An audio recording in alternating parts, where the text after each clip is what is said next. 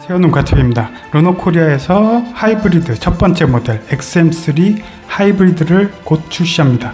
그러면서 오늘자로 출시 사전 계약 일주일을 딱 맞았는데 일주일 동안 4,000대가 사전 계약이 됐다라고 공식 발표를 했습니다. 기존 그랜저가 막 10만 대, 토레스가 7만 대 이렇게 해서 이게 큰 수치처럼 보이지 않지만 사실 일주일 만에 4,000대를 사전 계약을 했다는 것은 굉장히 높은 수치예요. 관심도 그만큼 많고 특히 젊은 층들에서 굉장히 관심이 높죠.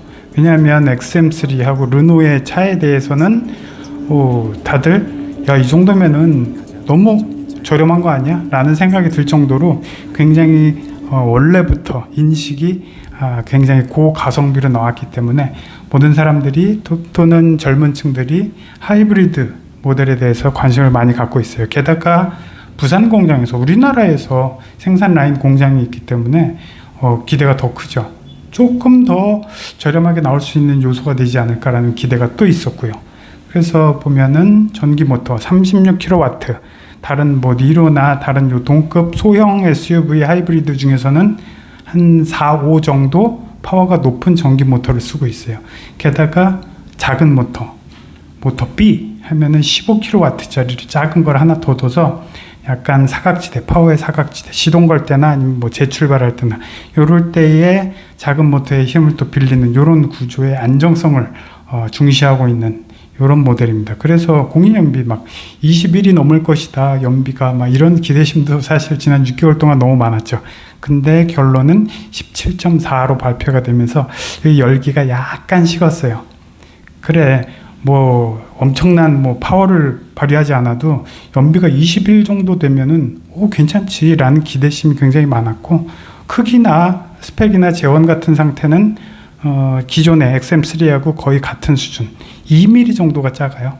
기존의 XM3가 지금 빨간색 요 모델인데 살짝 작고, 사실상 같은 프레임을 그다음에 셰시를 갖고 있다고 생각을 하면 좋겠습니다.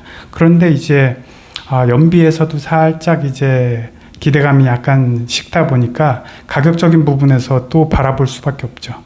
그래서 이 실내인데요. 실내도 꽤 괜찮은 이것저것 옵션이 많이 붙어 있고, 이번 모델은 완전히 깡통 모델, SE 모델이 없고 LE 이런 모델이 없고 RE와 RE가 그래도 고급 모델이고 RE 인스파이어 이 두 가지 트림만 딱 발표가 됐어요.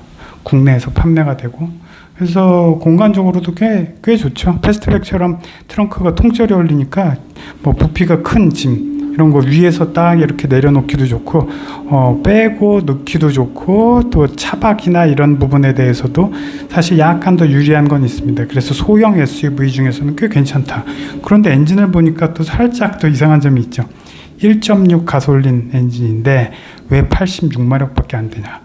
국내에서는 원래 한 1.6이면은 한 130마력, 140마력까지도 뽑아낼 수 있는데 이거 너무 힘이 약한 거 아니냐. 토크도 14, 13.9. 이거 너무 약하다라는 생각을 또 할 수밖에 없는 게, 이거는 일본 하이브리드 자동차들의 이 특성을 보시면 알 수 있을 거예요, 아마. 굉장히 미국 시장에서 인기 좋고 10년, 20년간 지금 1, 2위를 다투고 있는 토요타 라브4, 그 다음에 이런 차들, 혼다, CRV, 바로 이런 차들이죠. 이런 차들이 다 똑같습니다.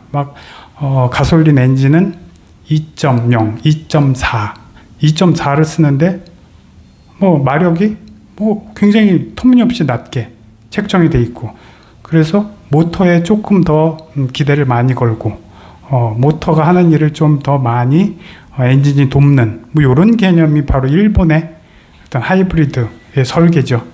그러다 보니까 르노 코리아지만 사실 이거 르노 닛산 얼라이언스, 르노는 닛산 차하고 굉장히 가까운 사이고 사실 형제라고 볼 수도 있어요, 지금 상태에서는.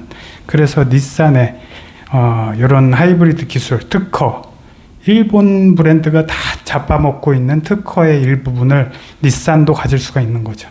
그래서 일본 하이브리드 차처럼 엔진은 MPI 엔진, 굉장히 안정성이 굉장히 높고 10년, 20년 30만, 40만 킬로를 달려도 엔진이 끄떡없는, 하지만 높은 출력은 내지 못하는 이런 차들이 바로 일본의 하이브리드의 특성이라고 볼 수 있습니다. 그래서 이런 차들로 미국 사람들이 굉장히 좋아하죠. 기름만 넣고 10년, 20년을 탈 수 있는, 거의 고장이 없는, 뭐 물론 있겠죠. 그리고 이제 요 가격에 RE는 꽤 그래도 고급 모델인데 409, 3,100만 원이라고 보시면 되죠. 그 다음에 인스파이어 3,300만 원. 그 다음에 인스파이어에 20부터 30만 원짜리 더하면 3,337만 원. 이렇게 돼서, 이거 기대를 많이 했던 아주 젊은 친구들, 좀 지갑이 좀 얇은 분들, 이게 왜 2천만 원대가 왜 없어? 왜 3천만 원 초반, 중반까지 왜 넘어가는 거야? 그런데 자세히 보시면은 또 장점도 있어요.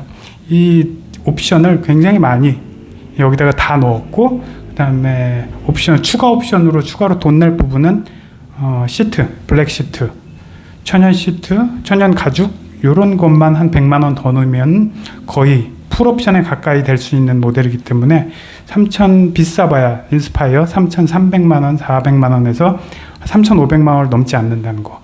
풀옵션 모델 이제 다른 모델들 같은 다른 경쟁사 이런 소형 SUV 하이브리드를 보면은 거의 뭐 3,800만 원대까지 900만 원대까지 올라가거든요. 그리고 스포티지 4천만 원까지도 찍고요.